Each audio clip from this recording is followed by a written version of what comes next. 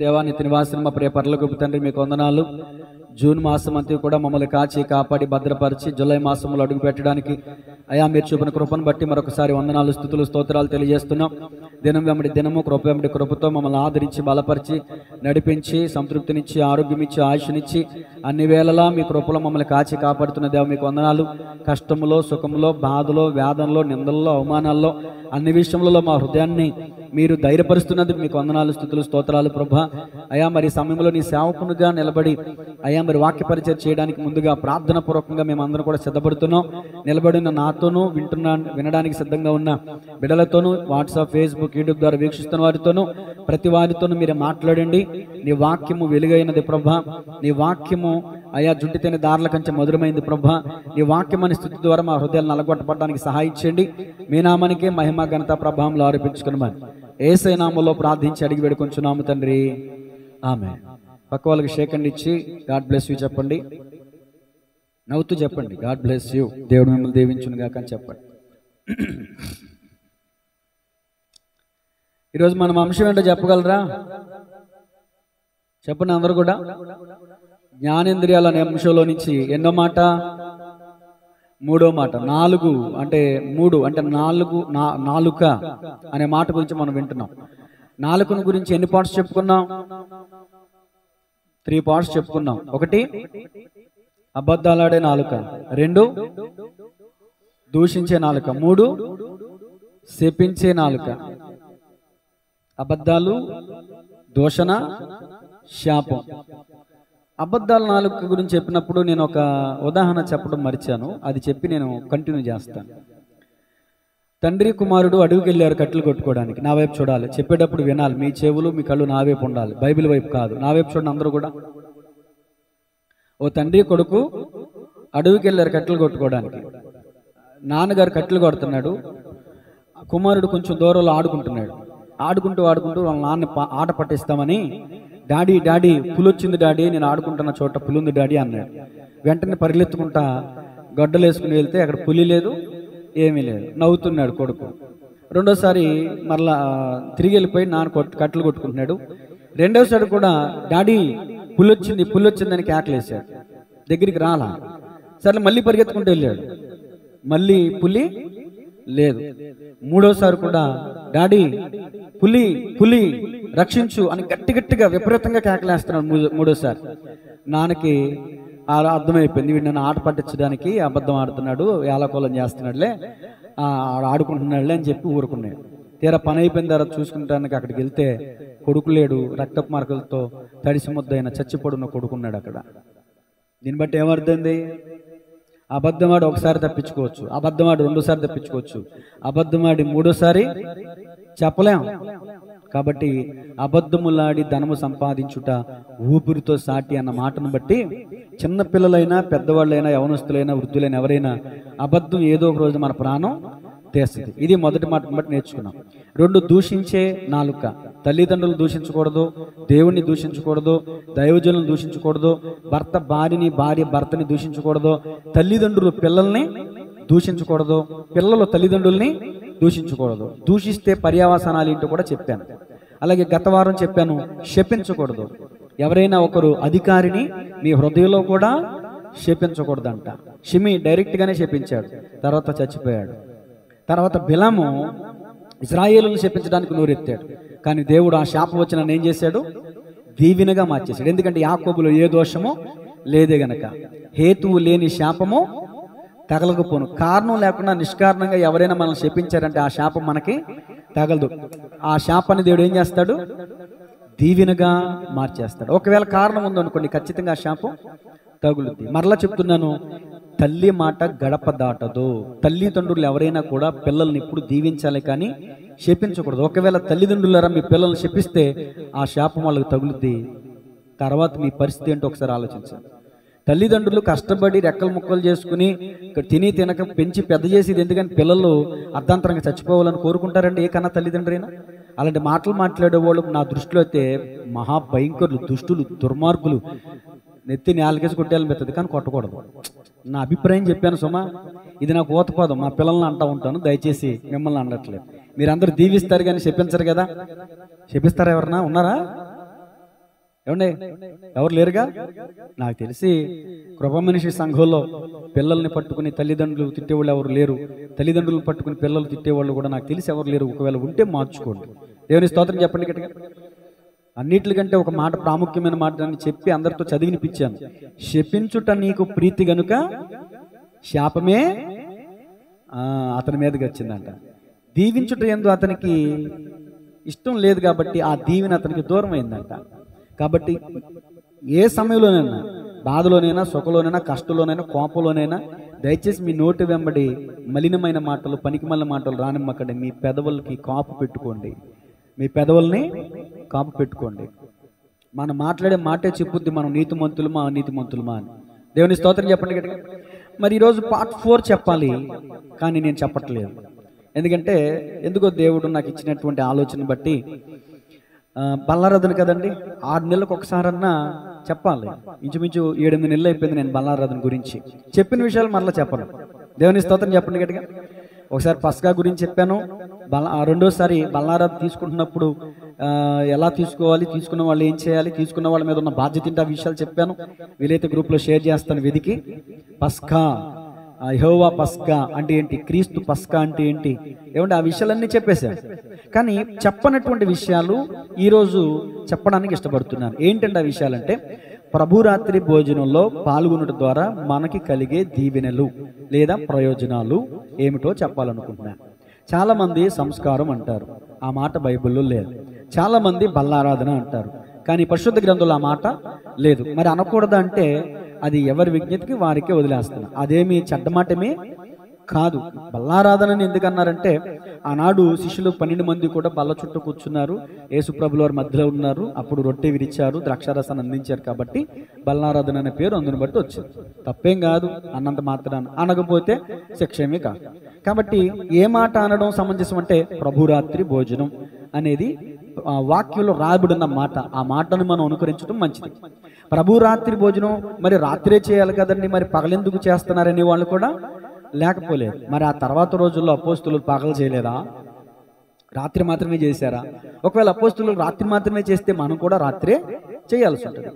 ఎప్పుడు చేయాలి, రాత్రి చేయాలా, పగలు చేయాలా, వారానికి ఒకసారి చేయాలా, ఈ భేదాభిప్రాయాలన్నీ పక్కన పెట్టేద్దాం. ఇవన్నీ వేస్ట్ విషయాలు. వేస్ట్ అన్నందుకు నాకు క్షమించండి, అనవసరమైన విషయాలు.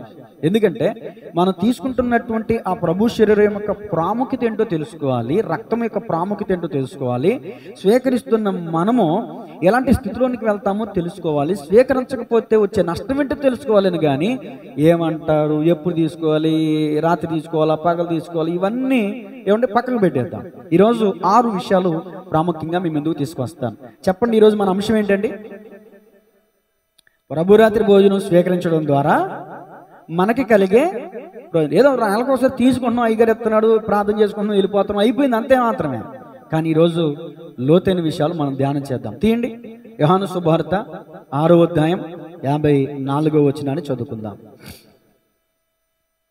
నా వెనకాల చెప్పిన అందరూ కూడా, నా శరీరము తిని నా రక్తము త్రాగువాడే నిత్య జీవము గలవాడు.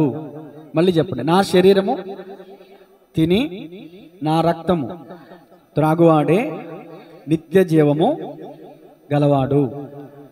అసలు ఎవరు తీసుకోవాలి? ప్రభు శరీరం, ప్రభు రక్తం స్వీకరించడానికి ఎవరు అర్హులు అని ఆలోచన చేస్తే, నిత్య జీవంలోనికి ప్రవేశించాలని ఆశ మీకుంటే మొదటగా ఇక్కడికి వచ్చేసి ప్రభు శరీరం, రక్తం తీసుకోకూడదు. ముందు ఆయన ఎందుకు నమ్మాలి. ఏం నమ్మాలి? ఆయన మన కోసం ప్రాణం పెట్టాడని నమ్మాలి. ఆయన కార్చిన రక్తం మనల్ని వెలపెట్టి కొన్నదని నమ్మాలి. ఆయన కార్చిన రక్తం పరిశుద్ధమైన రక్తం, నిష్కలంకమైన రక్తం, పవిత్రమైన రక్తం. ఆయన రక్తం మన పాపము నుంచి మనల్ని కడుగుతుంది అని నమ్మాలి. ఆయన మనందరి కోసం 2000 సంవత్సరాల క్రితం భూమి మీదకి వచ్చాడు. 33.5 సంవత్సరాలు జీవించాడు. ఆఖరి 3.5 సంవత్సరాలు అద్భుతమైన సువార్త ప్రకటన చేశారు. చిట్ట చివరి గడియలో సర్వమానవాళి కోసం ఆయన తన ప్రాణం పెట్టాడు అని నమ్మాలి.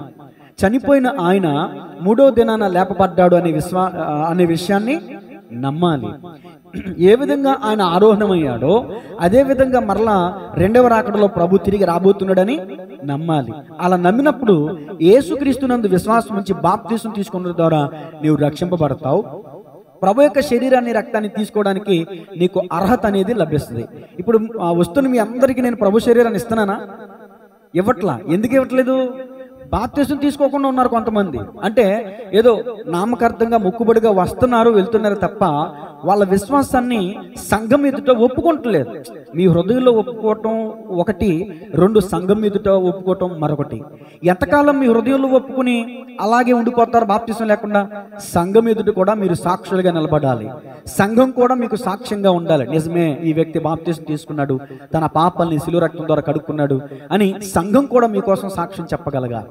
యోహాను భక్తుడు ఏం రాశాడు తెలుసండి పత్రికల్లో? నీరు రక్తము సాక్ష్యం ఇస్తాయని రాశాడండి.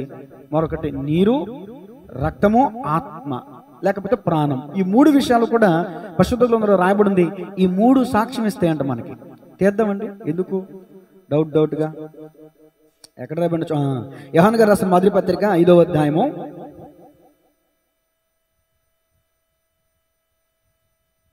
7వ వచనం చదువుతున్న జాగ్రత్తగానండి. సాక్ష్యం ఇచ్చేవారు ముగ్గురు. అందరూ తీశారా? సాక్ష్యం ఇచ్చేవారు ముగ్గురు. 7వ వచనం చదువుతున్నాను. అనగా ఆత్మయు నీళ్లును రక్తమును ఈ ముగ్గురు ఏకీభవించి ఉన్నారు. మనం చనిపోయిన తర్వాత ప్రభు న్యాయపీఠం మీద నిలబడతాం కదా,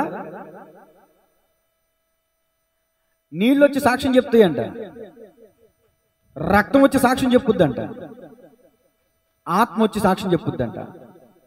మనం బాప్తీసం తీసుకున్నామా లేదా, మన పాపాలను యేసు రక్తంలో కడుక్కున్నామా లేదా, ఈ మూడు చెప్పిన సాక్ష్యాన్ని బట్టి మనల్ని అగ్నిగుండంలో వేయాలా, పరలోకానికి తీసుకువెళ్ళాలా అనేది అప్పుడు నిశ్చయిత అవుద్ది. మరి ఎంతవరకు ఇంకా పరిశుద్ధ గ్రంథంలో ఎవరైనా యవనస్తులారా బాప్తీసం తీసుకోకుండా ఎవరైనా ఉంటే దయచేసి బాప్తీసం తీసుకోండి.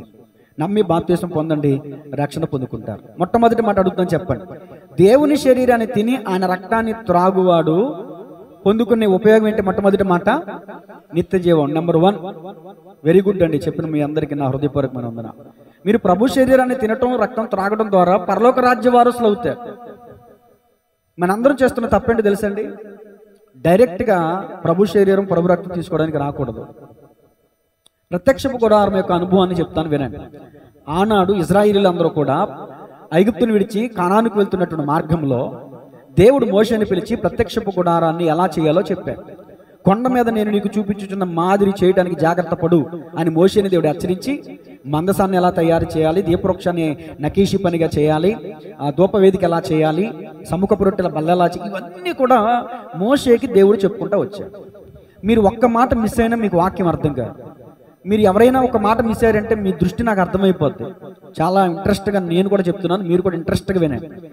మోషే నిలబడ్డాడు అక్కడ. వాటన్నిటిని తయారు చేయడానికి దేవుడే జ్ఞాన హృదయం ఉంచాడు ఒక వ్యక్తికి, బెసలేల్ అనే వ్యక్తి జ్ఞాన హృదయం పొందుకుని దేవుని ద్వారా మందసాన్ని తయారు చేశాడు. ఇంకా చాలా పనిముట్లు తయారు చేశాడు. ఈ ప్రత్యక్ష గుడారము 3 భాగాల్లో ఉంటుంది. ఎన్ని భాగాలు ఉంటుంది? అందరూ చెప్పండి. 3 భాగాల్లో ఉంటుంది. 1 ప్రాకారము, 2 పరిశుద్ధ స్థలము, 3 అతి పరిశుద్ధ స్థలం. చెప్పండి. 1, 2, 3.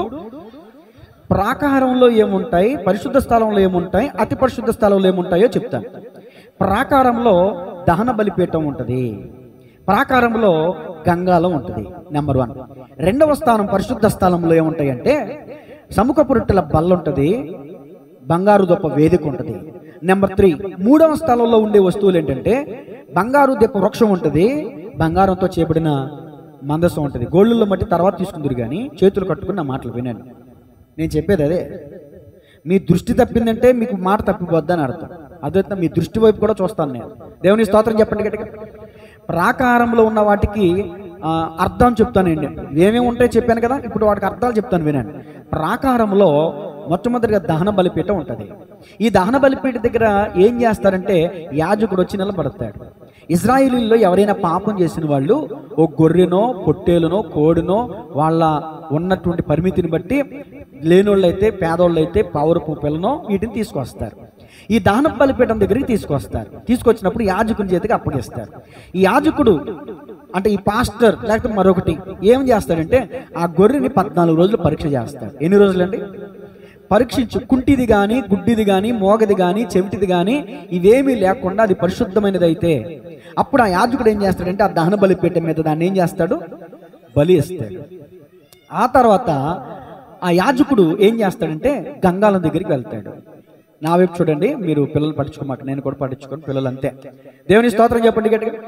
వాళ్ళు అడిగింది ఇచ్చేయండి. ఇప్పుడు దహన బలిపీఠం దగ్గర బలి అయిపోయిన తర్వాత గంగాలం దగ్గరికి వచ్చి యాజకుడు ఏం చేస్తాడంటే అక్కడ గంగాలము, ఇత్తడి గంగాలం, అది ఇత్తడి గంగాలం. ఆ ఇత్తడి గంగాలంలో నీళ్లు ఉంటాయి. ఆ నీళ్లతో శుద్ధి చేసుకుంటారు, కాళ్ళు చేతులు కడుక్కుంటారు, శుద్ధి చేసుకుంటారు. నెంబర్ 2, రెండవ స్థలంలోనికి వెళ్ళినప్పుడు ధూపవేదిక ఉంటుంది, బంగారు ధూపవేదిక. ఈ బంగారు ధూపవేదిక దాని అర్థం ఏంటంటే అక్కడ ధూపద్రవ్యం వేస్తారు. అప్పుడు పొగ వస్తుంది, సాంబ్రాన్ని వేసిన పొగ వస్తుంది, చూసారా? అది పొగ వస్తుంది. ఇది ప్రార్థనకి సాదృశ్యం. ఓకేనండి. ఇప్పుడు 4వ పనిముట్టు, రెండవ స్థలంలో 4వది ఏంటంటే సముఖపు రొట్టెల పల్ల. ఇక్కడ వరకే అధికారం ఉంటుంది. అతి పరిశుద్ధ స్థలంలోనికి వెళ్ళకూడదు. సంవత్సరానికి ఒక్కసారే అదైన రక్తం చేత పుచ్చుకుని యాజకుడు సంవత్సరానికి ఒకసారి మాత్రమే అతి పరిశుద్ధ స్థలంలోనికి వెళ్తాడు. ప్రాకారము, పరిశుద్ధ స్థలము, అతి పరిశుద్ధ స్థలం. ఇప్పుడు మనందరం ప్రాకారంలోనికి వచ్చాం. ఇప్పుడు మనందరం కూడా ఎక్కడికి వచ్చాం? ప్రాకారం దగ్గరికి వచ్చాం. తర్వాత పరిశుద్ధ స్థలంలోనికి వెళ్ళాలి. ఆ తర్వాత అతి పరిశుద్ధ స్థలం అనబడిన పరలోకంలోకి వెళ్ళాలి. అర్థమవుతుందండి? దేవుని స్తోత్రం చెప్పండి గట్టిగా. మరి ఈ ముందున్నటువంటి ఈ ప్రాకారాన్ని, పరిశుద్ధ స్థలాన్ని మనం దాటుతున్నామా? ఇవి ఒక్కొక్కటిగా దాటితేనే, చేయవలసిన రీతిలో, చేయవలసిన పద్ధతిలో, దేవుడిచ్చిన మర్యాద చొప్పున చేస్తేనే మనం పరలోకంలోనికి వెళ్తామే తప్ప బాప్తిజం తీసుకున్నంత మాత్రాన పరలోకానికి వెళ్ళిపోం. మరలా రండి, సబ్జెక్ట్ దగ్గరికి రండి. ప్రాకారం దగ్గర దహన బలిపీఠం ఉంది. ఆ దహన బలిపీఠం మీద గొర్రెను పెట్టి తలను ఖండిస్తారు. నీ వాక్యమే నన్ను బ్రతికించెను బాధలలోనే. చప్పట్లు కొడుతూ పాడండి.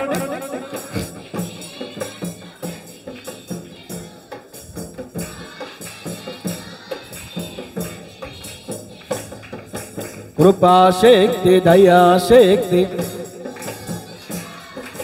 వాక్యమై ఉన్న యేసు. ఆహా, కృపాశక్తి.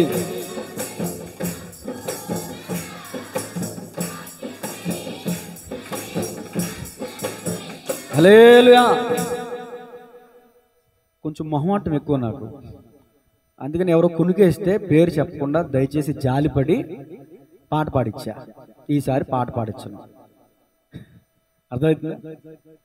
ఆదమరుపును కూడా కళ్ళు మూసారనుకో, మీ నిద్రపోయినా మీ పేరు చెప్పేస్తా. దేవుని స్తోత్రం చెప్పండి. ఇంత ఇంట్రెస్ట్గా, ఇంత ఆసక్తిగా, ఇంత నెమ్మదిగా, ఇంత స్లోగా చెప్తుంటే వాక్యం ఎలా వస్తుంది? కేకలైతే నిద్ర రావు, కేకలైతేనేమో కొంతమంది భయం వేస్తున్నారు, కొంతమందికి అర్థం కావట్లేదు అన్నారు. అందుకని నెమ్మదిగా చెప్తాక ఇష్టపడతారు. నెమ్మదిగా చెప్తున్నా స్లోగా నిద్రకి వెళ్ళిపోతారు. దేవుని స్తోత్రం చెప్పండి గట్టిగా. ప్రాకారం దగ్గర బలిపీఠం ఉంటుంది. ఈ బలిపీఠం దగ్గర యాజకుడు ఇశ్రాయేలీయులు తీసుకొచ్చిన పాప పరిహారార్థ బలి పశువు అయిన గొర్రెని ఖండిస్తారు. దాని అర్థం ఏంటి? మీరు ఎలా అర్థం చేసుకోవాలి దాన్ని? మొండు నుంచి తలను వేరు చేస్తారు. అర్థమవుతుందా? ఇప్పుడు మనం కూడా ఇదే దహన బలిపీఠం అనుకోండి. ఇప్పుడు మీ అందరు ఇక్కడికి రావాలి, నేను ఒక ఖడ్గం ఇచ్చుకోవాలి, మిమ్మల్ని నరకాలి. రెండు ఒక్కొక్కళ్ళు నేను నవ్వుతారేంటంటే, నేను నరకడానికి సిద్ధం. నరకడానికి కత్తి లేకుండా సిద్ధం లేకుండా నేను ఎందుకు రమ్మంటాను? కత్తి ఏంటో తెలుసా? వాక్యం అనే ఖడ్గం. ఎడిగా సఫర్లు కొడుతుంది అని అనుభవం పెడతా. నిజంగా మీ శిరస్సు ఛేదిస్తానని దాని అర్థం కాదండి. ఇదిగో క్రీస్తు సంఘమునికి ఏమై ఉన్నాడు? మన తలకే పోవాలి. ఇప్పుడు ఎవరి తలకే పెట్టుకోవాలి? ఏ తలకాయ? ఏదో అన్నట్టు పడింది వేసి రక్తం, అది మన అనకూడదు, మనకు అనవసరం. ఏ తలకాయ? ఇంకో ఏసే తలకే పెట్టుకోవాలి. అంటే దాని అర్థం తలకాయలు ఏముంటుంది? చాలా మంది మేక తలకాయ తింటారు. ఎందుకని? మెదడు చాలా మంచిది అంటగా. మరి వాళ్ళు ఎవరు కొటేషన్ పెట్టారు, మేకలు తిన్న మనుషులు మంచాలు ఎక్కుతున్నారంట, ఆకులు తిన్న మేకలేమో కొండ ఎక్కుతున్నాయంట. ఆకులు తిన్న మేకలేమో కొండ ఎక్కుతున్నాయంట, మేకలు తిన్న మనుషులేమో, మరి మనమేమో కాళ్ళు మంచిది, తలకే మంచిది, ఏసు రక్తం ఏట మాసం ఇవ్వాలం అంటాం మనం. ఇప్పుడు మన శిరస్సు వాక్యం అనే ఖడ్గం చేత ఛేదించబడాలి. ఇప్పుడు నేను మాట్లాడుతున్న ఈ వాక్యం ద్వారా మీరు నరకబడతారు. అర్థమవుతుందా? నరకబడినప్పుడు మీ తలంపులు, మీ ఆలోచనలన్నీ సమాధి అవ్వాలి. నా వైపు చూడాలి. మీ తలంపులు, మీ ఆలోచనలు, మీ స్వభావాలు, మీ అభిప్రాయాలు, మీ వ్యక్తిత్వం, మీ యొక్క వ్యర్థమైనటువంటి ప్రేరేపణలు, మీ వ్యర్థమైన జీవితం అంతా అక్కడ ఖండించబడాలి, అక్కడ వేరు చేయబడాలి. మొండు నుంచి తల ఏం చేయబడాలి? ఇప్పుడు దేవుని శిరస్సు మాత్రమే మీరు కలిగి ఉండాలి. అంటే దాని అర్థం ఏంటి? దేవుని చిత్తం మాత్రమే, దేవుని ఆలోచన మాత్రమే, దేవుని తలంపు మాత్రమే, దేవుని ప్రణాళిక మాత్రమే. మన ఆలోచనలు ఇక ఫాలో అవటానికి వీలు. నా సొంత ఆలోచనలే కలిగించెను నష్టము, నీకు కలిగిన ఆలోచనయే నాకు లాభమాయెను. నా సొంత ఆలోచనయే కలిగించెను నష్టము, నీకు కలిగిన ఆలోచనయే నాకు క్షయం. ఆలోచనకర్త, ఆలోచనకర్త, నీ ఆలోచనయే నాకు, ఆలోచనకర్త, నీ ఆలోచనయే నాకు క్షేమమయ్యా, నీ ఆలోచనయే నాకు క్షేమమయ్యా. నేనేమైపోదునో నీ కృపయే లేకపోతే నాకు బ్రతుకే. అవునయ్యా, నీ ప్రేమే చూపకపోతే నేనేమైపోదునో, నాకు ఊపిరి లేదయ్యా, కరుణగల యేసయ్యా.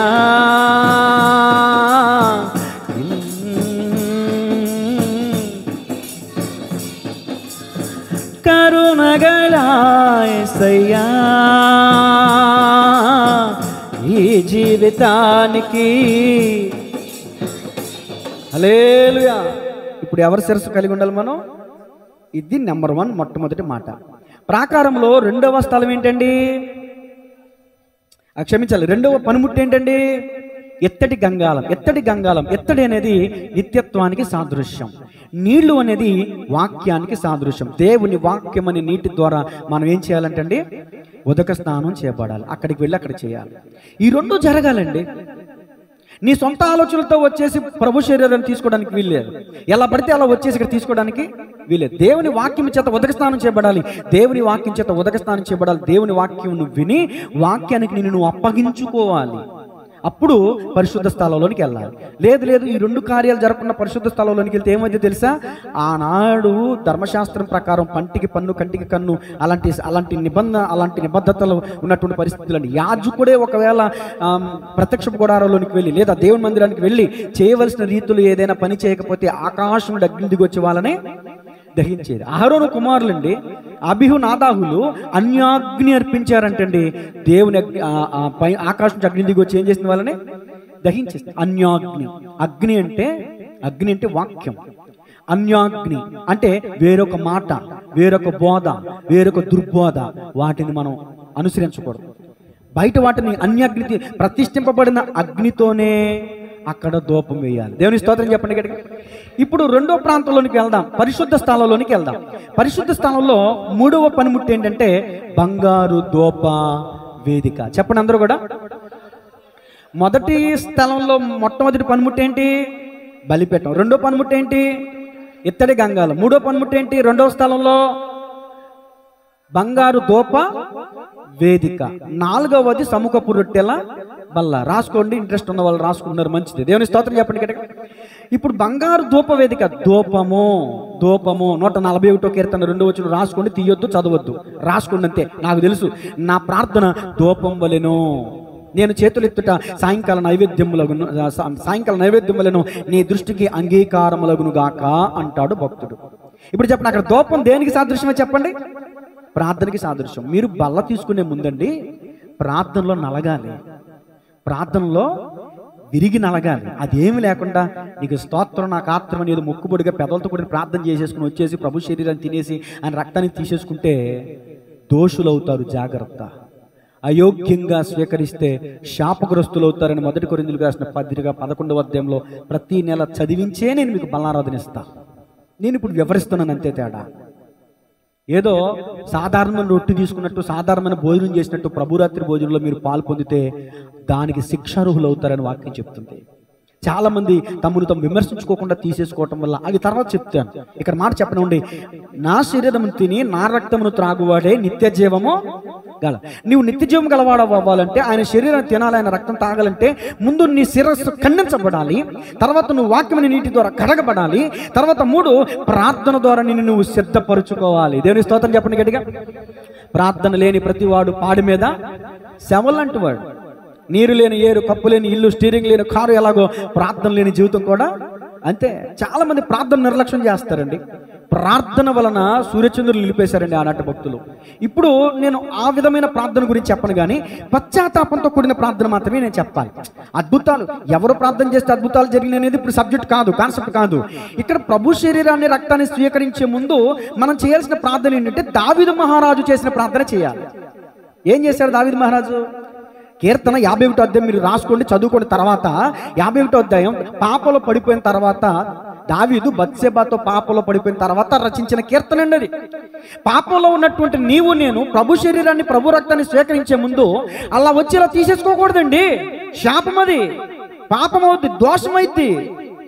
కడుక్కో. అదిగో విరిగి నలిగిన మనస్సుతో అక్కడ దావీదు పెనుగులాడుతున్నాడు. ఏమన్నా తెలుసా? శుద్ధ హృదయం కలుగజేయుము, శుద్ధ హృదయం కలుగజేయుము నాలోనా, నాలోనా, నాలోనా, నాలోనా శుద్ధ హృదయం కలుగజేయుము, శుద్ధ హృదయం. పాపము చేశాను, దోషినయున్నాను, పాపము చేశాను, దోషినయున్నాను, తెలిసియున్నవీనా తెలిసియున్నవీనా పాపములే, తెలిసియున్నవీనా అతిక్రమమే, తెలిసియున్నవీనా పాపములే. నీ సన్నిధిలో ఒప్పుకుందునయ్యా, నీ సన్నిధిలో పాపములే ఒప్పుకుందునయ్యా, శుద్ధ హృదయం కలుగజేయుము, శుద్ధ హృదయం. హల్లెలూయా.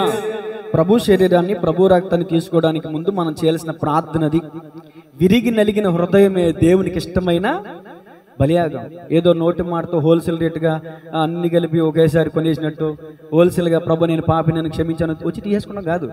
ఈ నెల రోజులు మనం తెలిసి తెలియక తల్లిదండ్రుల దగ్గర, భార్యాభర్తల దగ్గర, అత్తమాల దగ్గర, అన్నదమ్ముల దగ్గర, వ్యాపారంలో ఉద్యోగస్తుల దగ్గర, మన పై అధికారుల దగ్గర, రాజకీయ, ఎక్కడ నువ్వు అపరాధం చేసావో, ఎక్కడ తప్పు మాట్లాడావో, ఎక్కడ నువ్వు తప్పు చేసావో వాటన్నిటిని నువ్వు ఒప్పుకుని పశ్చాత్తాపడాలి. ఒప్పుకుంటే సరిపోదు. పశ్చాత్తాపానికి మించిన ప్రాయశ్చిత్తం మరొకటి లేదు. తన పాపములకు ప్రాయశ్చిత్తం పొందినవాడు ధన్యుడు. కాబట్టి ప్రభు శరీరాన్ని తీసుకునే ముందు అలా ప్రార్థన చేద్దాం. ప్రార్థన చేసి ప్రభు శరీరాన్ని తీసుకుందాం.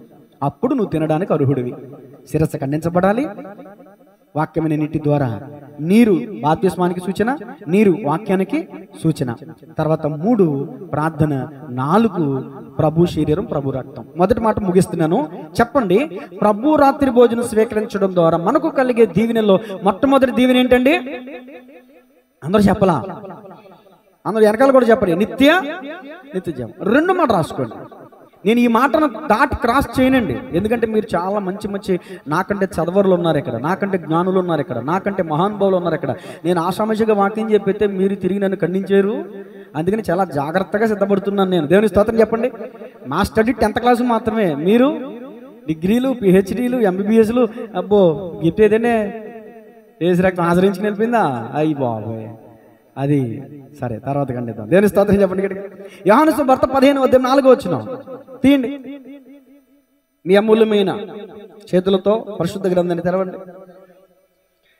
అది క్షమించాలి, అది తర్వాత చదువుదాం. యోహాను సువార్త 6:56 యోహాను సువార్త 6:56.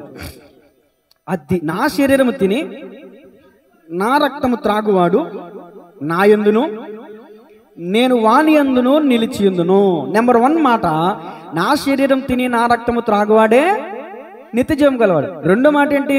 నా శరీరము తిని నా రక్తము త్రాగువాడే నా యందు ఉంటాడు, నేను వాని యందు ఉంటాను, వాడు నా యందు నిలిచి ఉంటాడు. అంటే ఇప్పుడు తమ్ముడు నవీన్ ఉన్నాడు, ప్రభు శరీరం రక్తం తీసుకుంటున్నాడు. ఇప్పుడు నవీన్ ఎవరిలో ఉంటాడు? ప్రభులో ఉంటాడు. ప్రభు ఎవరిలో ఉంటాడు? ఇప్పుడు మీరందరూ కూడా స్వీకరిస్తున్నారు కదా, మిమ్మల్ని ఆపాదించుకుని చెప్పండి. ఇప్పుడు మీరు ఎక్కడుంటారు? ప్రభు ఎక్కడుంటాడు? మాలో అంటారు, నాలో అంటున్నారా? ఎందుకంటే మీరు ప్రభు శరీరాన్ని రక్తాన్ని స్వీకరిస్తున్నారు.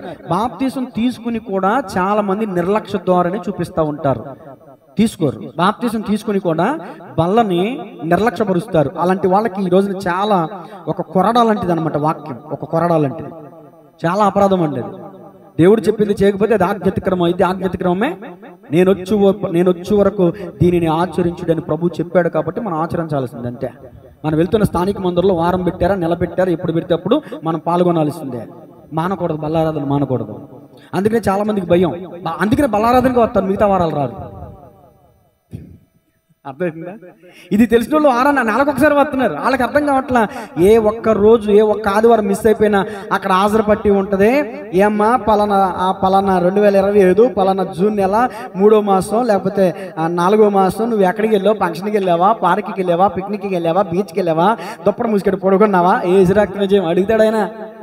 అడుగుతాడమ్మా లెక్క అడుగుతాడమ్మా, నీవు చేసే పనులన్నిటికీ లెక్క అడుగుతాడమ్మా. ఎన్ని వారాలు మానేస్తున్నామో, డుమ్మా కొడుతున్నామో, ఎన్ని వారాలు దేవుని సన్నిధిని తృణీకరించేస్తున్నామో దేవుడు లెక్క అడుగుతాడు. జాగ్రత్త, అది నా సబ్జెక్ట్ కాదు. ఇప్పుడు నా సబ్జెక్ట్ ఏంటంటే, నా శరీరం తిని నా రక్తం త్రాగువాడే నాలో ఉంటాడు, నేను వారిలో ఉంటాను. ఇప్పుడు పావని ఉంది, ప్రభు శరీరం రక్తం స్వీకరిస్తుందా? ఎందుకు స్వీకరించట్లేదు? అర్హత లేదు. ఎందుకు అర్హత లేదు? బాప్తీసం తీసుకోలేదు. ప్రభు రక్తం ఆ శిరస్సు ఖండన చేయబడలేదు. ఓకేనా? అర్థమైందా? ఆయన రక్తంలో ఆమె పాపాలని కడుక్కోలేదు. ప్రాకారంలోనికే రాలా. వచ్చాను కదండి మందిరంలోకి. ఈ మందిరంలోకి వస్తాం ప్రాముఖ్యం కాదమ్మా. ప్రత్యక్ష గుడారం అనబడిన ఆ ప్రాకారం దాటాలి. అది ఆత్మీయ సత్యం. దేవుని స్తోత్రం చెప్పండి గట్టిగా. నీ మందిర ఆవరణంలో చూడవలేనని నా హృదయం ఎంతో ఆశపడుతున్నదంట. దేవునికి స్తోత్రం కలుగునుగా. ఆవరణలోకి రావాలి కదా, ముందు నువ్వు ఆవరణలోకి రావాలని ఆశ ఏది నీకు? రక్షింపబడాల. నిన్ను అంటలేదమ్మా, నీలా ఎవరైతే రక్షణ లేకుండా ఉంటారో వాళ్ళందరినీ అంటున్నాను, నిన్ను అడ్డెట్టుకుని వాళ్ళందరూ అంటున్నాను. మా చెల్లి కాబట్టి దేవునికి స్తోత్రం చెప్పండి గట్టిగా. ఏమన్నా ఏమనుకోదు కాబట్టి అది దేవునికి స్తోత్రం చెప్పండి గట్టిగా. ముందు ఆవరణలోకి రావాలని ఆశ లేదు నీకు. ప్రత్యక్ష పరిశుద్ధ స్థలంలోకి రావడానికి నీకు హక్కు ఎవరు ఇచ్చారు? దేవునికి స్తోత్రం చెప్పండి గట్టిగా. చూడండి తర్వాత మాట, ఆయన మనలో నిలిస్తే, మనం ఆయన నిలిస్తే ఏమవుద్ది? ఇప్పుడు యోహాను సువార్త 15:4 చదవాలి. నా యందు నిలిచి ఉండుడి.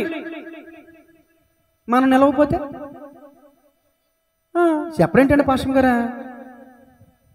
ఏమండి, యేసు ప్రభులు వారు ఏమన్నారు? ఇప్పుడు మీరు నా యందు నిలిచి ఉండండి. తిమోతి గారు మీరు ఎక్కడ నిలిచి ఉండాలి? నా యందు. అప్పుడు యేసు ప్రభు ఎవరిలో నిలిచి ఉంటాడంట? చదవండి. తేగే ద్రాక్షవల్లిలో నిలిచి ఉంటేనే గాని తనంతట తానే ఎలాగూ ఫలింపదో, అలాగే నా యందు నిలిచి ఉంటేనే కానీ మీరును ఫలింపరు. రెండో మాట రాసుకోండి. మొదటి మాట నిత్య జీవం, రెండో మాట ఫలింపు. నేను మరలా వచ్చే ఆదివారం అడుగుతా. ఎవరిని అడుగుతానో తెలియదు. రమ్మగారిని అడుగుతానో, రజనీ గారిని అడుగుతానో, లక్ష్మి గారిని అడుగుతానో, ఏమండి చెల్లి మంజలిని అడుగుతానని మళ్ళీ రావటం మానేశారు. కానీ నా ఆత్మ మీతో పాటు వచ్చేది, నా మనసు నీతో పాటు కూడా రాలేదా గెహాజీ అన్నట్టు మన ఇప్పుడు రమ్మగారు అన్నారు, అయ్యగారు ఢిల్లీలో ఉన్న నా మనసు అంతా అక్కడే ఉందని మీరు ఏం తిట్టుకుంటారని అంటాను ఒకసారి. చూసారా, మీరు ఎక్కడికి వెళ్ళినా పాస్టర్ గారు ఏమంటారు, భయం వదులుతులే. చూసారా, మరి అది నా ప్రార్థన ఊరికి వదిలేస్తుందా? ప్రార్థనకు సాగులేదు. మీరు ఎక్కడికి వెళ్తే అక్కడ పీడిచికి తినేస్తుంది ప్రార్థన మీ వెనకాల వచ్చి. అందుకని ఎక్కడికి వెళ్ళమాకండి, ఇంట్లో కూడా ఉండమాకండి. దేవులట్టేస్తాయి. దేవుని స్తోత్రం కలిగి దేవుని మందిరానికి రండి, దేవుని ఆత్మతో నింపబడండి. ఇల్లు ఖాళీగా ఉండకూడదండి. ఇల్లు ఖాళీగా ఊడ్చి అమర్చి ఉండేది చూసి వెళ్ళిపోయిన 7 దయ్యాలు తీసుకొచ్చిందంట. మీరు మందిరానికి రాకుండా ఇంట్లోనే కూర్చున్నారనుకో, మరి దయ్యాలు వచ్చి మీలో నివాసం చేస్తాయి. మీలో యేసయ్య ఉన్నాడు అనుకోండి, ఎవరికి చోటు ఉండదు. ఇప్పుడు చీకటి ఉన్న చోటనే ఉండదు, వెలుగున్న చోటనే ఉండదు. మీరు వెలుగులోకి రాకుండా ఇంటి దగ్గరే దుప్పటి మూసుకెట్టుకుని పడుకుంటున్నారంటే మీ దగ్గర ఏముంది? చీకటి అంటే ఏంటి? ఏంటి మరి నేను చెప్తున్నాను ఏంటి మిమ్మల్ని? దేవునికి స్తోత్రం కలుగునుగా. వెలుగులోనికి రండి. వెలుగు లోకంలోనికి వచ్చిన కానీ చీకటి ఎంత మాత్రము చాలా మందికి గ్రహింపు లేదు. దేవుని సన్నిధిలో ఉన్న వెలుగును అనుభవిద్దాం, దేవుని సన్నిధికి వెళ్దాం, వారానికి ఒక్క రోజున దేవునితో గడుపుదాం, ఆయన మాటలు విందాం, మన బతుకు ఇంకా ఆధ్యాత్మికంగా బలపరుచుకుందాం అని లేదు చాలా మందికి. నీవు నాలో నిలిచి ఉండు, నేను నీలో నిలిచి ఉంటా అన్నాడు ప్రభు. ఆయన మనలో నిలిచి ఉండాలంటే, మనం ఆయనలో నిలిచి ఉండాలంటే ఒక కార్యం చేయాలి. ఏంట కార్యం? బల్ల అంటున్నారు ఒకళ్ళు, రొట్టె అంటున్నారు ఒకళ్ళు, ద్రాక్షరసం అంటున్నారు. అది కూడా అపరాధమే. ఆయన శరీరం చాలా మందికి యోహాను సువార్త 6వ మీరు ఇంటికి వెళ్ళి చదువుకోండి అండి. నా రక్తం అన్నాడేంటి, నా శరీరం అన్నాడేంటి, ఇలా మాట్లాడుతాడేంటి అని ఆ మాటలు అర్థం కాక ఆత్మీయ సత్యాన్ని గ్రహించుకోలేక చాలా మంది తిరిగి వెళ్ళిపోయారంటే. శరీరం అంటే ఇప్పుడు నేను ప్రార్థన చేసిన తర్వాత అది శరీరం, రొట్టె కాదు. ఒకవేళ సాధారణ రొట్టెగా మీరు స్వీకరించారనుకో, అది కూడా అపరాధమే. అది శరీరం, అది రక్తం, అంతే. యేసు ప్రభు ఎవరో నిలుస్తాడు అంటే, నా శరీరం తిని నా రక్తం త్రాగువాడే నాలో నిలుస్తాడు, నేను వారిలో. నేను మీలో నిలిచి ఉంటేనే కానీ, మీరు నాతో నిలిచి ఉంటేనే కానీ తీగ. ఇదిగో మీరు ద్రాక్షావల్లిని, నిజమైన ద్రాక్షావల్లివి నీవే, నిత్యమైన సంతోషము. అన్ని తెలుసు మనకి. చేపలు కడుతూ 2 సార్లు పాడదాం. స్తోత్రం. శాశ్వతమైనది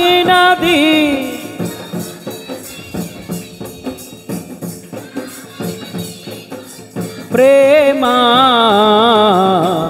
ఎనాలేని నీ ప్రేమ,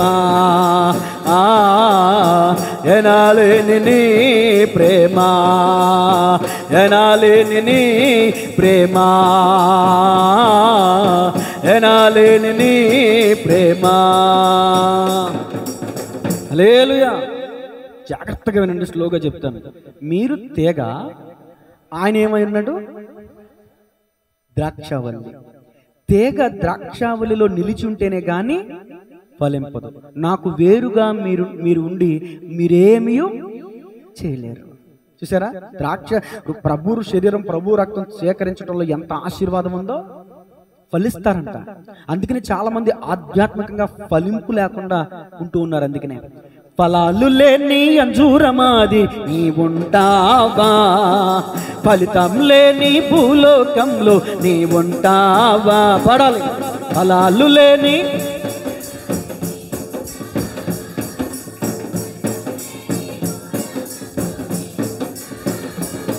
నీ ఉంటానంటావా, నీ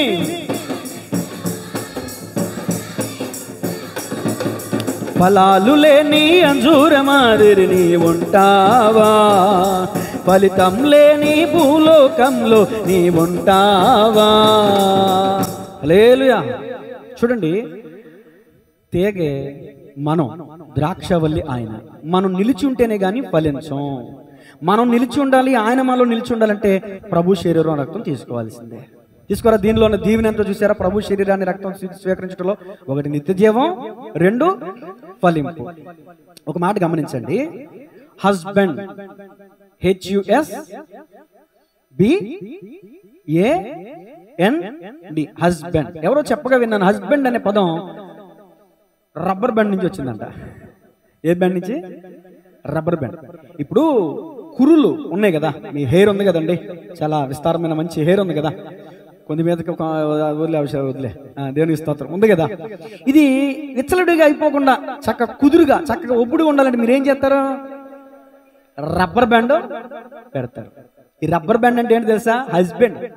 ఇదిగో హెయిర్ బ్యాండ్ లేకపోతే మీ హెయిర్ ఎలా విచ్ఛిన్నం అయిపోద్దో, హస్బెండ్ లేకపోతే మన జీవితం కూడా అలాగే అస్తవ్యస్తమైపోద్ది. నిన్ను సృష్టించేవాడు నీకు నేను ఆ భర్త గురించి కూడా చెప్తున్నాను. ఇప్పుడు పరలోకమందున్న తండ్రిన దేవుడు అలంకార రూపంగా చెప్పబడిన మాట, ఆయన భర్తగా ఉన్నాడు. ఆయన మనకుంటే మన జీవితం ఒక ఉబ్బుడుగా ఉంటుంది, లేకపోతే వెచ్చలివిడి అయిపోద్ది. దేవోక్తి లేని జనులు కట్టులేక తిరుగుతూ ఉంటారు, అక్కడక్కడ తిరుగుతూ ఉంటారు. కాబట్టి దేవుని స్తోత్రం చెప్పండి గట్టిగా. మనం ఫలించడం అనేది దేవుని చిత్తం, నాశనం అయిపోవాలని కాదు. వాక్యం చెప్తుంది, ఈ చిన్న వారిలో ఒక్కరైనా నువ్వు నశించిపోవుట పరలోకమందున్న తండ్రి చిత్తం కాదు.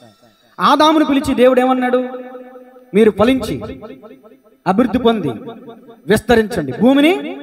తర్వాత నోవాహును పిలిచామన్నాడు, మీరు ఫలించి అభివృద్ధి పొంది విస్తరించండి. ఆదాముకి చెప్పిన అదే దీవెన, నోవాహుకి చెప్పిన అదే దీవెన, నీకు నాకు చెప్పిన అదే దీవెన. మీరు ఫలించడం ద్వారా నా తండ్రి మహిమపరచబడతారు. గట్టిగా చప్పట్లో. యేసు ప్రభువు వారు చెప్పిన మాట, మీరు ఫలించడం ద్వారా నా తండ్రి.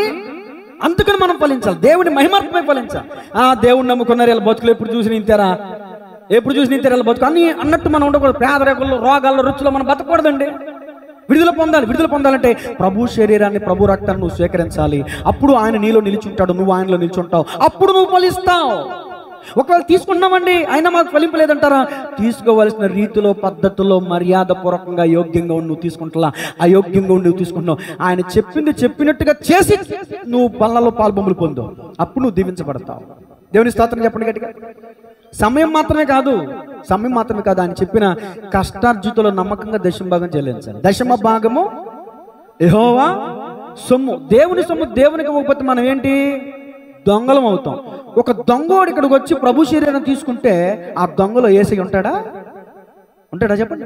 మీరే అన్నారు కదండి ఆయన శరీరం తీసుకుంటే వచ్చేస్తాడని. వస్తాడమ్మా, నువ్వు దొంగగా ఉండకూడదుగా, నువ్వు ఖండించబడాలిగా, నువ్వు బలిపీఠ దగ్గర ఖండించబడాలిగా. ఇక్కడ ఖండించినప్పుడు నీ దొంగతనం ఒప్పుకున్నావు, మళ్ళీ అక్కడికి వెళ్ళి నువ్వు దొంగతనం ఎలా చేస్తావు? లోకంలో ఉన్నప్పుడు దొంగతనం చేసావంటే అదొక రకం. నువ్వు పరిశుద్ధ స్థలంలోకి వచ్చి బల్లలో చేతులు వేస్తున్నప్పుడు పరిశుద్ధ స్థలంలోకి వచ్చి దొంగతనం చేస్తే దేవుడు ఊరుకుంటాడా? కొడతాడు, గట్టిగా ఎక్కడో చోటం కొడతాడు. గొర్రె మాట విన్నప్పుడు కాపరి దుడ్డు కర్ర తీసుకుని లాగబెట్టాడు, కొడతాడు, కుంటుంది, కానీ వదిలేడు. మళ్ళీ గాయం కట్టి దాన్ని భుజాల మీద ఎక్కించుకుంటాడు. దేవుని స్తోత్రం చెప్పండి గట్టిగా. అనుభవపూర్వకంగా చెప్తున్నానండి, నా మాట వినండి. దీని విషయంలో 1-2 పర్యాయాలు ఉన్న పరిస్థితులను బట్టి వెనక తీసిన సందర్భంలో నేను కూడా దెబ్బ తిన్నవాడిని కాబట్టి అనుభవంగా చెప్తున్నా. దేవునికి ఇచ్చే విషయంలో ఎప్పుడు వెనక తీసి దొంగగా ఉండి మన బల్లలో చేస్తే అది మనకు దీవెన కాదు, ఆశీర్వాదం కాదు, ఫలింపు కానిక. దీన్ని చేసి శోధించండి. ఆకాశ వాకిళ్ళు విప్పుతాను, పట్టజాలంత విస్తారమైన దీవెనలు. ఆయన మాట వినకుండా, ఆయన చెప్పింది చేయకుండా. అందుకనే అన్నాను, శిరస్సు ఖండించబడినప్పుడు ఇక నీ శిరస్సు ఉండడానికి లేదు నీ మీద. అంటే దీన్ని తీసేమని కాదు, ఆయన శిరస్సు ఉండాలి, ఆయన చెప్తున్నది చేయాలి. ప్రార్థనలో, వాక్యంలో, ఉపవాసంలో, దశంభాగంలో, సహవాసంలో అన్నీ ఉండాలి. ప్రార్థన చేస్తానండి, వాక్యం చదువుతానండి, ఉపవాసం ఉంటానండి, దశంభాగం ఎత్తానండి, చర్చికి రానంటే కుదరదు. సహవాసంలో ఉండాలి. సహోదరులు ఐక్యత కలిగి నివసించుట మేలు. నేను చర్చికి రానండి, అన్నీ చేస్తానంటే కుదరదు. కొంతమంది ప్రార్థన చేస్తారండి, వాక్యం చదువుతారండి, ఉపవాసం ఉండరండి, మిగిలిన పనులన్నీ చేస్తారు. అన్ని ప్రాముఖ్యమే. 4 స్తంభాలు లేకపోతే నివాసం ఎలా నిలబడదో కూలిపోద్ది. 4 స్తంభాలు, ఏ ఒక్క స్తంభం లేకపోయినా నివాసం ఏమైంది? కూలిపోద్ది. 4 స్తంభాలు ఉండాలి, 4 స్తంభాలు ఉండాలి. ఈ 4 స్తంభాలు ఉన్నప్పుడే ఈయన మాటలు విని వాటి ప్రకారం నడుచుకుని ప్రతి వాడును బండం మీద తన ఇల్లు కట్టుకునినా నువ్వు నిలబడతావు. నిన్ను నిలబెట్టిస్తాడు నా యేసే. గట్టిగా చప్పట్లు కొట్టండి. నువ్వు పడిపోవు. ఎందుకో చెప్పనా? ఆయన నీలో ఉన్నాడు కాబట్టి. ఆయన చెప్పింది నువ్వు చేస్తున్నావు కాబట్టి నిన్ను ఆయన పడిపోనివ్వడం. గాలి వచ్చినా, శోధన వచ్చినా, వరద వచ్చినా. గాలంటే సాతాను శోధన, వానంటే దేవుని పరీక్ష, వరదంటే భూ సంబంధమైన బంధువుల నుంచి వచ్చే బాధలు. అన్నీ వస్తాయి. నాకు లేవండి బంధువుల ద్వారా బాధలు లేవా? మీకు లేవా? బంధువులే బాధలు అన్నాడు ఒక ఆయన. బంధువులు కాదు, వాళ్ళు రాబంధువులు అన్నాడు ఒక ఆయన. ఎంత బాధను పెడుతున్నాడో పాపం. పైకి అయ్యో పాపం అంటారు, లోపల అలా జరగాలి రీడిగా అంటారు. అల్లే బంధువులు. లోక మర్యాదలు, మమకారాలు గతించిపోవునే, ఆత్మీయులతో అక్షయ అనుబంధం అనుగ్రహించితివే. లోక మర్యాదలు, మమకారాలు గతించిపోవునే, ఆత్మీయులతో అక్షయ అనుబంధం అనుగ్రహించితివే. అందుకే ఈ స్తుతి ఘన మహిమల స్తోత్రాంజలి. అందుకే ఈ స్తుతి ఘన మహిమల స్తోత్రాంజలి.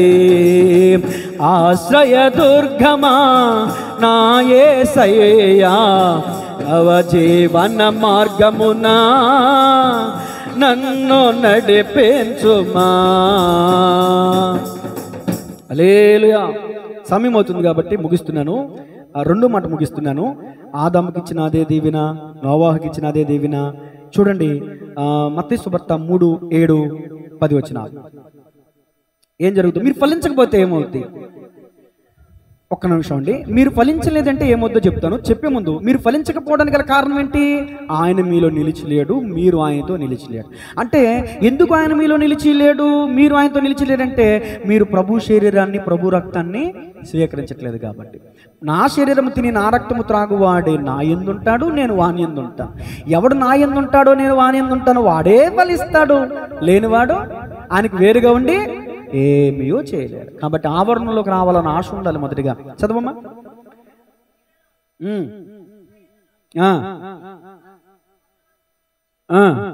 స్పీడ్గా చదవాలి.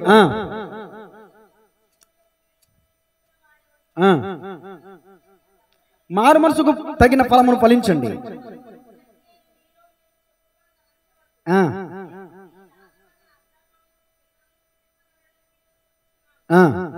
ఇదిగో ఇప్పుడే గొడ్డలి చెట్ల వేన ఉంచబడి ఉన్నది గనుక మంచి ఫలము ఫలింపని ప్రతి చెట్టును నరకబడి అగ్నిలో వేయబడును. చాలండి. ఇప్పుడు నా వైపు చూడండి. ఎవడు ఆయన ఎందు నిలిచి ఉంటాడో, ఆయన ఎవరి ఎందు నిలిచి ఉంటాడో వాళ్ళు ఫలిస్తాడు. ఎవడు ఫలించడో వాడు నరకబడతాడు, అగ్నిలో వేయబడతాడు. నరకబడ్డం అంటే ఇదిగో దీపస్తంభం. నేను నరుని ఆత్మ యెహోవా పెట్టిన దీపం. ఆ దీపాన్ని తీసేస్తాడు, ఆత్మను తీసేస్తాడు. జాగ్రత్త. ఒక చిన్న కథ చెప్తాను, వినండి. వింటారా? మామగారు ముందు వినాలి, వాక్యం వినాలి. చెప్పండి, తర్వాత చూసుకుందరు కానీ చెప్పండి. వాక్యం చెప్తున్నప్పుడు డిస్టర్బ్ చేద్దని చెప్పండి. దేవుని స్తోత్రం చెప్పండి గట్టిగా. ఒక వ్యక్తి ఉన్నాడు, ఆ వ్యక్తికి 4 భార్యలు ఉన్నారు. ఎంతమంది అండి? ఎంతమంది? అబ్బో, 1 కాదు 2 కాదు. 4వ భార్య అంటే బాగా ఇష్టం అంట. మరి ఎందుకు నువ్వు ఆఖరిలో చేసుకున్నాడేమో. 4వ భార్య అంటే కూర్చో, ఎదురు ఎత్తున పద్దాకా. దేవుని స్తోత్రం చెప్పండి. 3వ భార్య అంటే ఇష్టమే కానీ అడప దడప కనబడతాడంట. 2వ భార్య అయితే ఏదో పలకరిస్తాడంతే. 3వ భార్య దగ్గర కొన్ని అవసరాలు తీరుతాయి. 2వ భార్య దగ్గర అయితే పలకరింపు మాత్రమే. జాగ్రత్తగా వినండి. మొదటి భార్య అంటే అసహ్యం అంట. కానీ నేనంటాను, కొన్ని అనుభవాలు చూసి, మొదటి భార్య ముద్దు, 2వ భార్య వద్దు. మరి ఇది చాలా మందికి అర్థం కాదు. మీకు వ్యక్తిగత విషయాలు కావాలంటే తర్వాత సంప్రదించండి. ఇది రికార్డ్ అవుతుంది, అన్ని చెప్పకూడదు. దేవుని స్తోత్రం చెప్పండి. 2వ పెళ్లి చేసుకోవాలని హతహలాడుతున్నటువంటి వాళ్ళు ఎవరైనా ఉంటే నన్ను సంప్రదించండి. మీ భార్యని నెత్తి మీద ఎట్టు చూసుకుంటారు. రాత్రి చెప్పాను, మళ్ళీ చెప్తున్నాను. ఒక అమ్మాయి అంటుంది, మీ ప్రయాణంలో మీ తల మీద హెల్మెట్ ఉంటే మీ తలకి రక్షణ, మీ జీవిత సంసారం అనే ప్రయాణంలో మీ భార్య నెత్తి మీద ఉంటే మీ సంసారానికి క్షేమం అంటుంది ఒక అమ్మాయి వీడియోలో. హెల్మెట్ ఎక్కడ ఉండాలి ప్రయాణంలో? తల మీద. ఇంట్లో సంసార జీవితంలో భార్య ఎక్కడ ఉండాలంట? నెత్తి మీద పెట్టుకోవాలంట, కాళ్ళ కింద ఎట్టకూడదంట. అర్థమవుతుందా? దేవుని స్తోత్రం చెప్పండి గట్టిగా. రమ్మగారు అన్నమాట అప్పుడప్పుడు గుర్తు అంటూ ఉంటుంది. రాజుగారు అంటే ఏంటి రాజుగారు ఎవరండి? మా నాగరాజు గారు అండి. నాగా తీసేసాను రాజుగారు అన్నారు. ఆయన రాజుగారు కదండి. నిజమే. తెలివైన భార్య భర్తని రాజుగా చేస్తే రాజుగారి భార్య ఏమైంది? రాజుగారి భార్య ఏమైంది? కొంతమంది భార్యలు భర్తని బానిసలను చేస్తారు. మరి బానిస పిల్లం ఏమైంది? చెప్పండి గట్టిగా. మీరు రాణిలాగా ఉంటారా, బానిస పిల్లంలా ఉంటారా? సౌండ్ లేవు. దేవునికి స్తోత్రం చెప్పండి గట్టిగా. సరే, వాక్యంలోకి వెళ్ళిపోతే అది మన సబ్జెక్ట్ కాదు. మన సబ్జెక్ట్ ఏంటంటే, ఒక వ్యక్తికి 4 భార్యలు ఉన్నారు. మొదటి భార్య అంటే అస్సలు చిరాకు, అసహ్యం. 2వ భార్య అంటే పలకరిస్తాడు. 3వ భార్య అంటే అవసరాలు తీర్చుకుంటూ ఉంటాడు. 4వ భార్య అంటే చాలా ఇష్టం. ఇప్పుడు మనోడికి చావు బతుకుల్లో ఉన్నాడు. ఏదో రాగం వచ్చింది, రేపో మాపు అన్నట్టు ఎగూపిరి తెగూపిరి మంచం మీద ఉన్నాడు. 4 భార్యలు వచ్చారు. ముందు 4వ భార్యని పిలిచాడు. ముందు 4వ భార్యని స్వీటీ అని పిలిచాడు. అంటే ఇష్టం కదా, అందుకే స్వీటీ అని పెట్టుకున్నాడు. ఆఖరి భార్య ఏమో హార్ట్ అని పెట్టాడు. స్వీటీ, నేను చచ్చిపోతున్నాను కదా, నేను లేకుండా నువ్వు బతకలేవు, నువ్వు లేకుండా నేను ఉండలేను, నాతో పాటు నువ్వు కూడా వచ్చేవా స్వీటీ అనగానే హృదయం కంగు తిని భర్త దగ్గర నుంచి కొంచెం దూరంగా వెళ్ళిందంట. ఇక అర్థమైపోయింది ఇది వచ్చే బాపత కాదులే అని, వచ్చే బాపత కాదులే అని అర్థమైపోయింది. ఎవరు వస్తారో ఎవరు రారు. 4వ భార్య కొంచెం దూరంగా వెళ్ళిపోయిందంట. మరి 3వ భార్యని, ఇదిగో మరి నువ్వన్నా నాతో పాటు వస్తావంటే నువ్వు బతికినంత వరకు నీతోనే ఉంటా, నువ్వు బతికినంత వరకు నీతోనే ఉంటా, నువ్వు చచ్చిపోయిన తర్వాత నిన్ను వదిలి నా దారి నేను చూసుకుంటా, నా దారి నేను చూసుకుంటా ముఖం మీద చెప్పేసింది. కొండవాళ్ళు కూడా అని చెప్పేసింది. ఏం చెప్పినా మనకు బుద్ధి రాదు చెప్పేసింది. 2వ భార్యని పిలిచేస్తే 2వ భార్య ఏమందంటే, ఇదిగో కాటి వరకు వస్తా, ఎక్కడి వరకు? కాటి వరకు వస్తా, ఆ తర్వాత నీకు నాకు సంబంధం లేదు, గుర్తొస్తే ఎప్పుడున్నా తలుచుకుంటా, అంత మాత్రం. 2వ భార్య బాగానే చెప్పింది. మరి మొదటి భార్య ఏమనాలి ఇప్పుడు? ఇక ఇంత కష్టపెట్టాను, ఇంత ఇష్టపడలేదు, ఇప్పుడు నేను బతుకున్నంత వరకు నా సొంతంగా చూసుకున్నాను, దీన్ని పట్టించుకోలేదు కదా, ఇప్పుడు దీన్ని అడగటం కూడా సమంజసం కాదులేని ఆగిపోయాడు. కానీ మొదటి భార్య సమాధానం ఇస్తుంది తలుపు చాటు నుండి, ఏవండి మీరు నన్ను నిర్లక్ష్యం చేసినా కూడా నేను మీ తుది శ్వాస విడిచిపెట్టేంత వరకు మీతోనే ఉంటా. గట్టిగా సప్పర్లు కొడుతూ దేవుని స్తోత్రం చెప్పండి గట్టిగా. మీరు అనుకున్నట్టు ఇది భార్యాభర్తల సంబంధం గురించి చెప్పాను అనుకుంటే పొరపాటే. ఇది ఒక అలంకార భాష, ఒక ఉపమాన భాష. ఇప్పుడు ఈ భార్యలు అంటే ఎవరో చెప్తాను వినండి. ఇప్పుడు ఈ భార్యలు అంటే ఎవరో చెప్తాను వినండి. 4వ భార్య అంటే బాగా ఇష్టం అంట. ఏంటి ఆ 4వ భార్య తెలుసా? మీ శరీరమే ఆ 4వ భార్య. అవును కదా? ఎంత ఇష్టమో, అద్దం ముందు గంటల తరబడి కాళ్ళు లాగుతున్నా కూడా.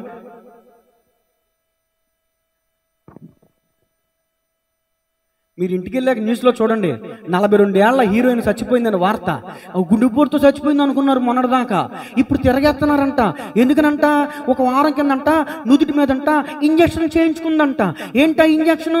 40 ఏళ్ళు దాటితేనంట ముడతలు వస్తాయంటగా తమ్ముడా, ఆ ముడతలు వస్తాయంటగా, మచ్చలు వస్తాయంటగా. ఆ మచ్చలు ఆడకుండానంట, నేను చెబుతున్నది అబద్ధమైతే గనక నేనేదో ఎటకరంగా నెవ్వుతలకి చెప్తున్నాను అనుకుంటే నిజమమ్మా. 40 ఏళ్ళు దాటినాయి అంట ఆ హీరోయిన్కి. అచ్చంగా 25 ఏళ్ళ అమ్మాయిలాగా ఉందండి. అసలు ఆమె సౌందర్యం, ఆమె అందం, ఆమె స్టేజ్ మీదకి వెళ్ళి ఇలా ఫోటోలు ఇచ్చి స్టైల్ ఇచ్చి దిగితే అదే చూపిస్తున్నాడు వీడియోలో. ఇంత అందమైన అమ్మాయి చచ్చిపోయిందా? ఇంత అందమైన అమ్మాయి ఎలా చచ్చిపోయింది? చాలా మంది అలాగే చేస్తారంట. ఈమెకి బెడ్స్ కొట్టింది. ఏమేం చేసిందంటే 40 ఏళ్ళు దాటేసి శరీరం ముడతలాడుతుంది, మచ్చలు వస్తున్నాయి, ఇవేమి రాకూడదని నుదుటి మీద ఇంజక్షన్ చేస్తారంట, ముఖం మీద అక్కడక్కడ ముడతలు రాకుండా. ఆ ఇంజక్షన్ ఎఫెక్ట్ అయిందని చచ్చిపోయిందంట. అర్థమైందా? అందుకని మీ శరీరాన్ని అతిగా ప్రేమించవద్దు. దేవునికి స్తోత్రం చెప్పండి. అందం చక్కగా 100 ఏళ్ళు బతికేది, ఇప్పుడు 70 ఏళ్ళైనా బతికేది. మైకేల్ జాక్సన్ అంటే అసలు తింటం అనేసి బిల్లలు మింగేవాడంట, సాగు రాకూడదని. చాలా ఇన్ని సంవత్సరాలు బతకాలని చుట్టూ డాక్టర్లు పెట్టుకునేవాడు అంటే. ముక్కుకి ఆపరేషన్ అంట, చెవికి ముక్కు అందంగా లేదని అంట ముక్కు ఆపరేషన్ చేయించుకున్నాడంట. మొత్తం ఆపరేషన్లు అంట, బాడీ మొత్తం ప్లాస్టిక్ సర్జరీలు అని అంటండి మైకేల్ జాక్సన్కి. 50 ఏళ్ళకి చచ్చిపోయాడు, 50 ఏళ్ళకి చచ్చిపోయాడు. ఈ 4వ భార్య అంటేనండి శరీరం. నువ్వు శరీరాన్ని ఎంత ప్రేమించినా, ఇదిగో నువ్వు చచ్చిపోయిన తర్వాత పుట్టుకుమని ఇక తర్వాత కాల్చేస్తారు, మట్లు పెట్టి పుట్టి చేస్తారు, అది మన వెంట రాదు. అదే వాక్యం చెప్తుంది, మన్నైనది వెనకటి వల్లే మరలా మన్నైపోను ఆత్మ తాను దయచేసిన దేవుని యొద్దగా.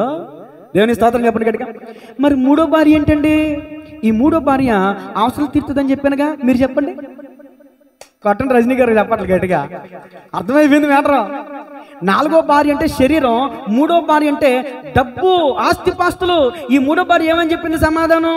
నువ్వు ఉన్నంత వరకు ఉంటా, నువ్వు చచ్చాకనే పోతా. అంతే.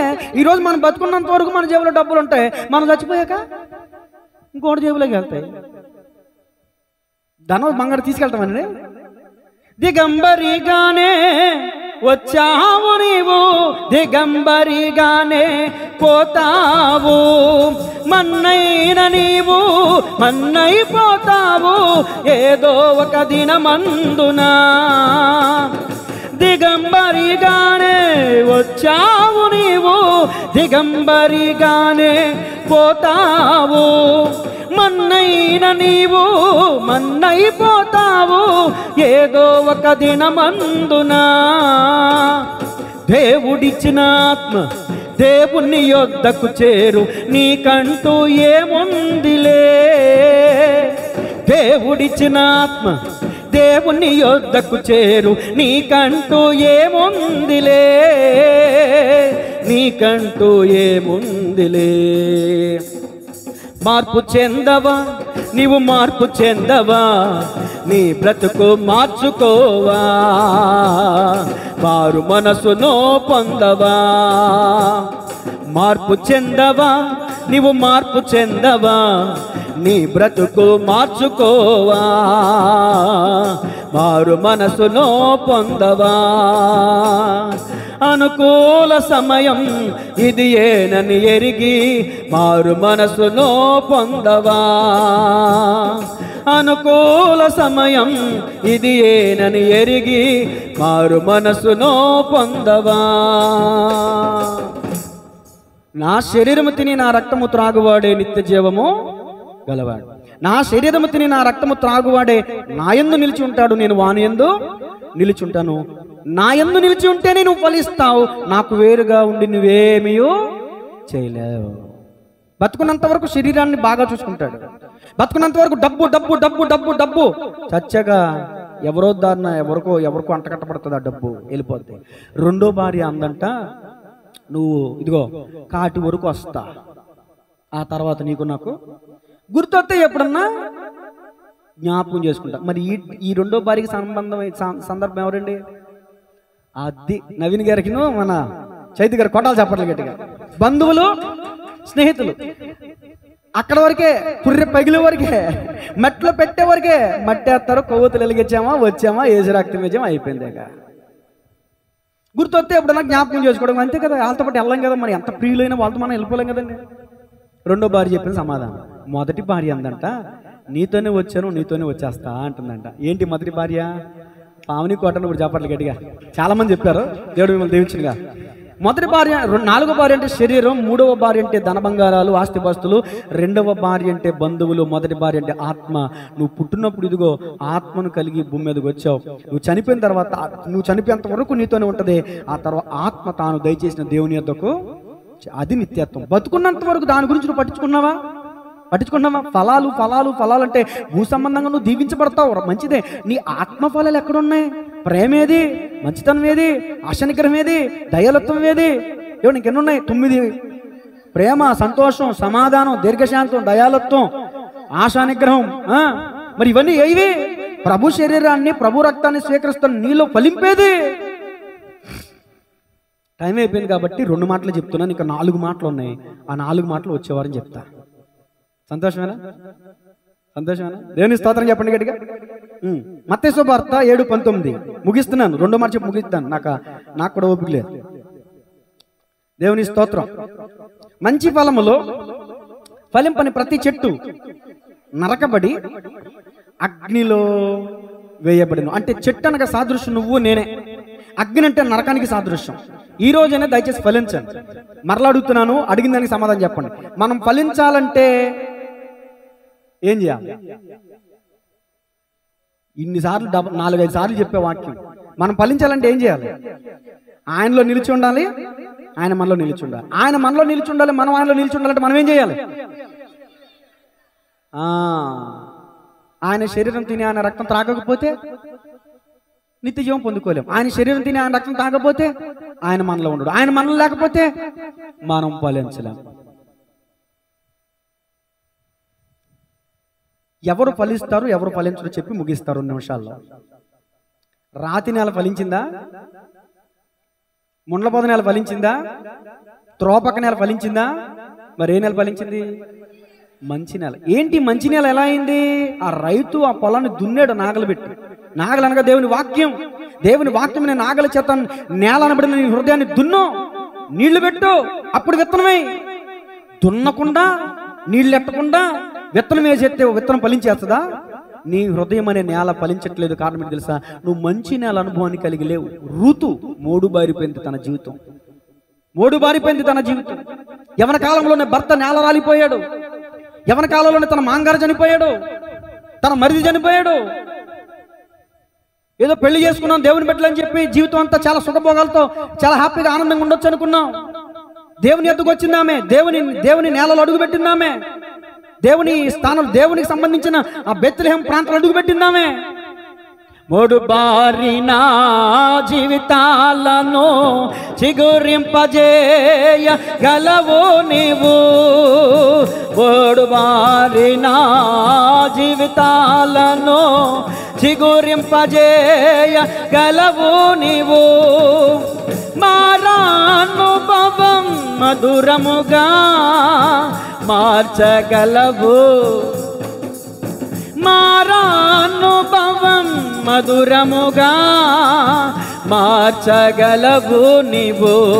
మహోన్నతుడా నీ కృపలో నేను నివసించుట నా జీవిత ధన్యతయున్నది. మహోన్నతుడా నీ కృపలో నేను నివసించుట మహోన్నతుడా.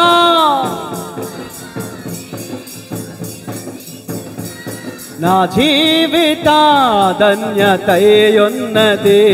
నా జీవిత ధన్యతయున్నది. నా జీవిత ధన్యతయున్నది. నా జీవిత ధన్యతయున్నది. తలలోంచి ప్రార్థన చేసుకుందాం. 2 మాటలు 6 మాటలు సిద్ధపడ్డాను, కానీ 2 మాటలు చెప్పేసరికి టైం అయిపోయింది కాబట్టి ముగిస్తున్నాను. బలలో పాలు పంపులు పొందాలి కాబట్టి ఇంకా మిగిలిన విషయాలు పై వచ్చే నెల బల్లారాధుడికి చెప్పుకుందాం. పై వచ్చే నెల బల్లారాధుడికి చెప్పుకుందాం. తలలు వంచండి, ఎవరితో మాట్లాడొద్దు. మీరు పక్క వాళ్ళతో మాట్లాడుతున్నారంటే దేవుని భయం లేదు మీకు అని అర్థం. అస్సలు మాట్లాడు. ఇది మాట్లాడే సమయం కాదు. పక్క వాళ్ళతో నోట్లో నీళ్ళు వేసుకోండి కాసి బయటికి వెళ్ళే వరకు ప్రార్థించు. నోరులు ఎత్తండి, స్వరం ఎత్తి ప్రార్థన చేయండి. ఇప్పుడు దేవునితో మాట్లాడండి. 2 మాటలు ప్రభు చెప్పాడు ఈరోజు. నా శరీరం తిని నా రక్తము త్రాగిన వాడే నిత్య జీవము గలవాడు. 2, నా శరీరం తిని నా రక్తము త్రాగువాడే నా యందు నిలిచి ఉంటాడు, నేను వాని యందు నిలిచి ఉంటాను, అప్పుడు మీరు ఫలిస్తారు. 2 మాటలు ముచ్చటగా ప్రార్థన చేయండి అమ్మా. ప్రార్థన చేస్తున్నావు కానీ వాక్యం చదవట్లా. వాక్యం చదువుతున్నావు కానీ ఉపవాసం ఉంటలా. ఉపవాసం ఉంటున్నావు కానీ దేవుని సొమ్ము దేవునికి ఇవ్వట్లా. ఇస్తున్నావు కానీ సహవాసానికి రావట్లా. అపరాధం. నువ్వు అపరాధం చేస్తూ అయోగ్యంగా ఉంటే ఇక్కడికి వచ్చి ప్రభు శరీరం తీసుకుంటే అది నీకు స్వస్థత ఎలా చేకూరుస్తుంది? ప్రభు శరీరంలో స్వస్థత ఉంది. ప్రభు శరీరంలో దీవెన ఉంది. అబ్బా, ప్రభు రక్తం గాయం చేసిన వాడి కన్నును కూడా బాగు చేసింది. శిలువ మీద ఉండి యేసయ్య చనిపోయి ఉంటే ఆ టైంలో బల్లి పొడితో పొడిచేటంట సైనికుడు. ఆ ఆఖరి రక్తం పొట్టు వచ్చి నీళ్లు రక్తం వచ్చి ఆ సైనికుడు కళ్ళ మీద పడితే ఆ సైనికుడు కన్ను బాగుపడిందంటండి. నువ్వు ఆయన శరీరాన్ని తీసుకుంటున్నావు, ఆయన రక్తాన్ని స్వీకరించుతున్నావు. మరి ఏది నీకు ఆరోగ్యం ఏది? ఆత్మీయ స్వస్థత ఏది? స్వస్థ బుద్ధి ఏది? మెలకు ఏది? నిబ్బరమైన బుద్ధి ఏది?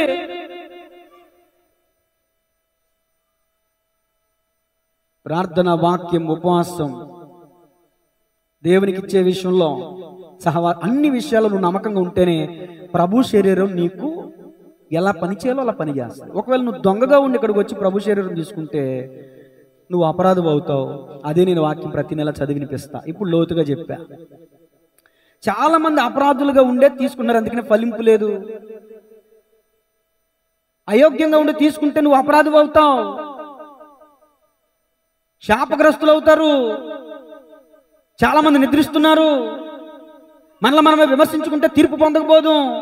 ప్రార్థన విషయంలో దొంగగా ఉన్నావా? వాక్యం చదివే విషయంలో దొంగగా ఉన్నావా? ఉపవాసం ఉండే విషయంలో దొంగగా ఉన్నావా? దేవునికి ఇచ్చే విషయంలో దొంగగా ఉన్నావా? సహవాసానికి ప్రతి ఆదివారం మానక మందిరానికి రావటంలో దొంగగా ఉన్నావా? సమయాన్ని దొంగిలిస్తున్నావా? దేవుని సొమ్ము దొంగిలిస్తున్నావా? ప్రార్థన చేయకుండా సమయాన్ని దొంగిలిస్తున్నావా? వాక్యం చదవకుండా టైం వేస్ట్ చేస్తున్నావా? రాత్రి తమ్ముడు దొరదలు మాట్లాడాడు, జాగ్రత్తలు. క్రైస్తవ లక్షణం ఏంటి తెలుసా? ప్రతి ఆదివారం మానక మందిరానికి రావటం, సమయానుకూలంగా రావటం. ప్రార్థన చేయండి. మీకే టైం ఇస్తున్నాను, ఒక 5 నిమిషాలు. స్తోత్రం, స్తోత్రం, స్తోత్రం, స్తోత్రం, స్తోత్రం, స్తోత్రం, స్తోత్రం. ఇంతవరకు ప్రభు శరీరం రక్తం తీసుకుంటే ప్రయోజనం ఏంటో తెలియకుండా తీసుకుంటున్నావేమో. ఇక్కడి నుంచి అలా తీసుకోవడానికి వీల్లేదు, ఎందుకంటే దేవుడు మాట్లాడాడు కాబట్టి. ఆయన శరీరం రక్తం తీసుకుంటే నిత్య జీవం, తీసుకోకపోతే నిత్య నరకం. ఆయన శరీరం రక్తం తీసుకుంటే నువ్వు ఫలిస్తావు, తీసుకోకపోతే ఆయన నీలోకి రాడు, నువ్వు ఫలించలేవు. బ్రతికినంతకాలం 4వ భార్య దగ్గరే ఉన్నాడంట. అంటే శరీరాన్ని పట్టుకుని వేలాడాడు, ధన బంగారాలు పట్టుకుని వేలాడాడు, బంధువులను పట్టుకుని వేలాడాడు, ఆత్మను నిర్లక్ష్యం చేశాడు. నీవు నేను కూడా ఆత్మని నిర్లక్ష్యం చేస్తున్నావు తెలుసా? చనిపోయిన తర్వాత ఆత్మ విలవల్లాడిపోద్ది నరకంలో. బతుకుండగా ఇప్పుడైనా పట్టించుకో, నీ ఆత్మని పట్టించుకో. నీ ఆత్మ శాశ్వతమైనది గమనించు. శరీరం శాశ్వతమైనది కాదు, ధనబంగారాలు శాశ్వతమైనవి కావు. నీలో ఉన్న నీ ఆత్మ శాశ్వతమైనది, దానికి మరణం లేదు. ఉంటే నిత్యత్వంలో, నిత్య జీవంలోనైనా ఉండాలి, నిత్య నరకంలోనైనా ఉండాలి. ప్రభు శరీరం రక్తం తీసుకుంటే నువ్వు నిత్య జీవులోనికి వెళ్తావు, ప్రభు దగ్గర ఉంటావు, ఆయనతో సదాకాలం మనం ఉంటాము అని పౌలు గారు చెప్తున్నారు. సదాకాలం మనం ప్రభుతో ఉంటాం. మొదటి తెస్సలోని పత్రిక 4వ అధ్యాయంలో పౌలు చెప్తున్నాడు.